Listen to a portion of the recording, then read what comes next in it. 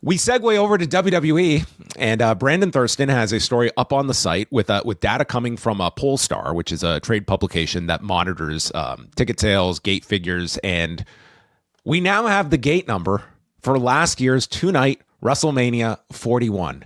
And, you know, they had a high bar to achieve, Way, because we've talked about how year over year they want to see that increase. And WrestleMania 40 in Philadelphia the year prior brought in a live gate of $39.6 million. I mean, how do we top that, Way? Like $40 million over two nights? That's incredible. Wow.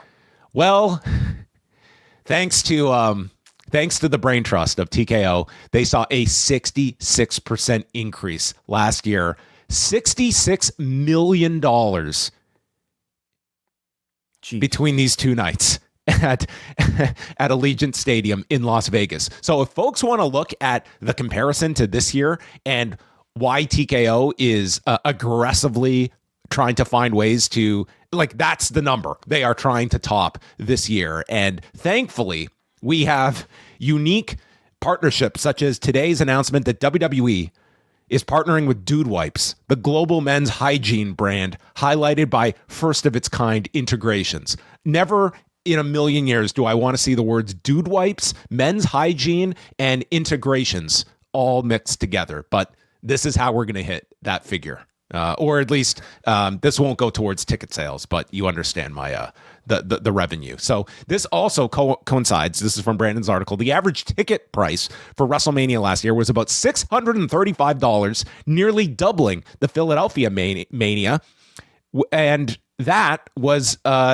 well ahead of the 2023 figure. So they have basically doubled prices the last 3 years, year over year. So that is how they are getting to these numbers. But this is astounding that we had $66 million of just this. This is just the live gate. This doesn't include sponsorships.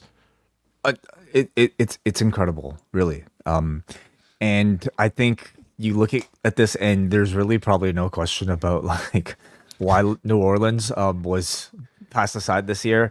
I mean, you know, not to suggest there's any sort of like penalty attached to it, but even if there was a penalty attached to it, they'd probably be willing to eat it if it meant this sort of difference that you could only make up in a city like Las Vegas. It also probably goes to show you maybe offer some explanation about maybe why ticket sales are softer this year, because they're even more expensive when you can argue that fans were already stretched about as far as they were willing to be stretched last year. So what is the likelihood that they can match this year?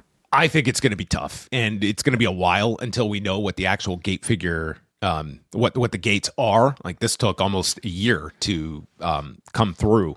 I think it's going to be really, really hard, and that's like this is an astounding figure, and like this is what happens when you're in kind of the position that TKO is. It's all year over year comparisons, even if they did like $45 million, and that's unbelievable. Somehow to the public, whatever they make this year at WrestleMania could be seen as a negative in comparison to this incredibly high benchmark that they set for themselves.